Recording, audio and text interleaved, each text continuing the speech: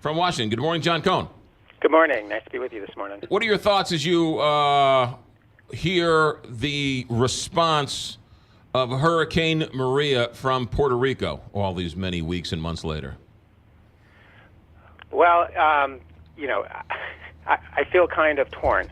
Handling events like the event in Puerto Rico last year is extraordinarily difficult. And the event in Puerto Rico, the hurricane in Puerto Rico, coupled with the challenges from an infrastructure perspective, because Puerto Rico did have issues with their infrastructure, and the fact that it was an island, even make a response to this type of major weather emergency even more difficult.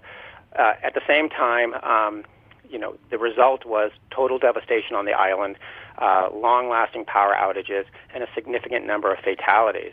And I would have preferred to see federal officials focusing their message on the challenge of responding to this type of major event, the horrific impact that event had on the island, and not be so worried about either contesting the death numbers or describing their response as being perfect. Yeah.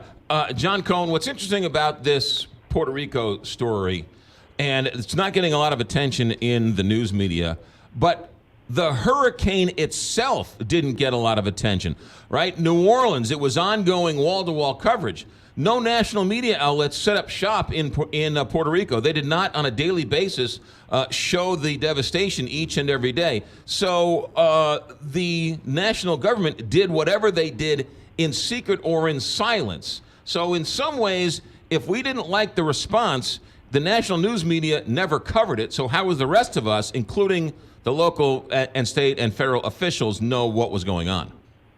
Yeah, I think that's a fair point. I at the time was doing some media describing how FEMA and the military and state and local officials would be working to deal with this event. But I think that's a fair point that there wasn't a lot of attention at the time. And most of the attention seemed to center around when federal officials were touting how effective their efforts were. But I think at the end of the day, I think what's important is that there have been evaluations of FEMA's performance. There were issues that were identified. There were areas where FEMA's performance could have been stronger. I think what struck me in reading some of the evaluations, including FEMA's own work, was that there really seemed to be a failure to anticipate from a planning perspective a catastrophe of this nature, which shouldn't have been that big of a challenge because, even at the time when I was at DHS, we had concerns about the capability of state and local officials in Puerto Rico. We had concerns about the infrastructure. So, they should have been anticipating a major event such as this and preparing for it. And I think if they would have done better from a preparedness perspective, you wouldn't have seen some of the issues as it related to getting into the interior of the island with supplies, clearing the roadways, and the communications challenges that they were slow to overcome. But if there really weren't roads, and there really wasn't any infrastructure, and there really wasn't any electrical grid, right, and then have these hurricanes on top of it, that is a humanitarian effort that I don't think anybody could anticipate. Yes and no. The whole key to effective emergency response is to anticipate the worst case scenario.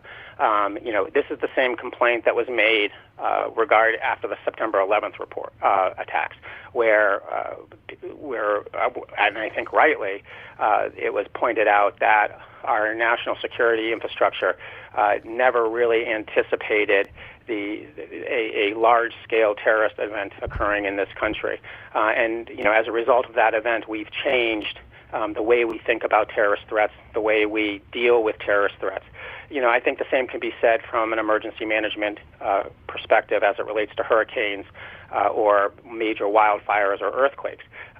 We have experienced a number of these, what I'll call, unanticipated catastrophic emergencies. We've got to factor that into our planning. And a big part of what FEMA is supposed to be doing, working with the Corps of Engineers and state and local officials, is to identify those parts of the infrastructure that increase the risk of some type of catastrophe after a weather event and addressing that. And I think for a lot of years, and for a lot of legitimate reasons, don't get me wrong, that those investments in infrastructure just didn't occur on the island. And I think that played some role in the devastation that we experienced. John Cohen, we'll have to leave it there. Thanks for your time. Have a good day. You too. All right.